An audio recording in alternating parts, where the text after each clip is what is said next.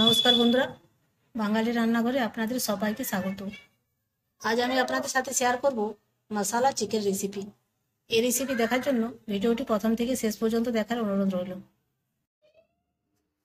Chicken মশলা করার জন্য এখানে আমি নিয়ে নিয়েছি 500 গ্রাম চিকেন, পরিমাণ মতো নুন, আদা রসুন ও কাঁচা লঙ্কা বাটা, 100 গ্রাম টক দই, আর এখানে নিয়ে নিয়েছি কিছু নিয়মিত মশলা, জিরে গুঁড়ো, ধনে গুঁড়ো, হলুদ গুঁড়ো আর কাশ্মীরি লঙ্কার গুঁড়ো।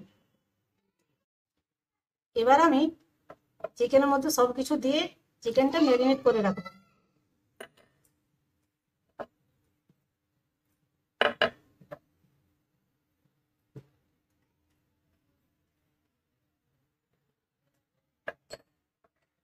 দইটা আমি ঘরে বসিয়েছি, দই রেসিপি আপনাদের সাথে আরেকদিন শেয়ার করব।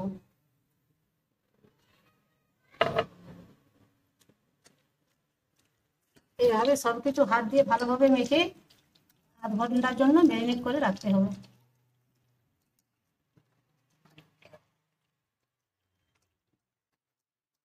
চিকেনটা আমার বেশ ভালোভাবে মাখা হয়ে গেছে।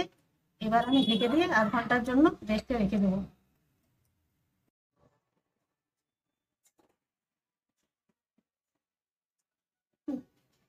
গ্যাসে কড়াই গরম করে দিয়ে দিয়েছি বেশ কিছুটা সরষের তেল।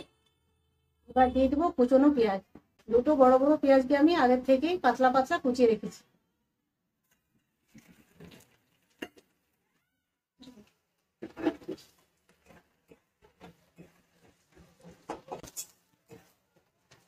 নেড়ে চেড়ে পেঁয়াজটা আমি গোল্ডেন ব্রাউন করে ভেজে নেব। পেঁয়াজটা বেশ ভালোভাবে ভাজা হয়ে গেছে। এবার আমি দিয়ে দেবো আগে থেকে ম্যারিনেট করে রাখি মাংস।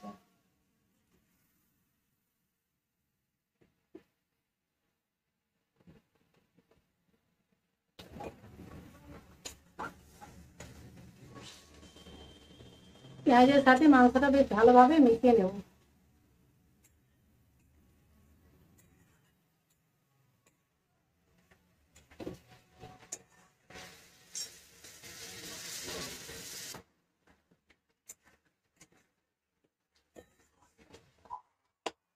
মাংস থেকে অনেকটাই জল ছেড়ে দিয়েছি। এবার আমি উপর থেকে ঢাকা দিয়ে লো টু মিডিয়াম আঁচে মাংসটা রান্না হতে দেবো।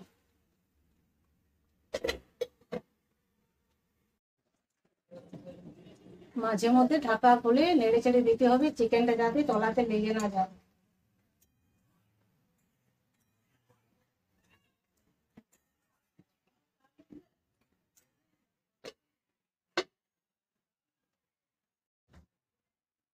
এবার আমি ঢাকা খুলে দেখে নেবো চিকেনটা ঠিকঠাক সিদ্ধ হয়েছে কিনা।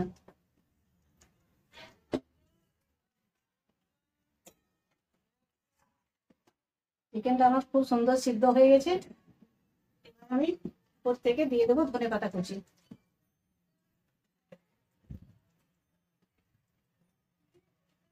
দিয়ে দেবো একটু গরম মশলা। নেড়ে ছেড়ে মিশিয়ে নেব।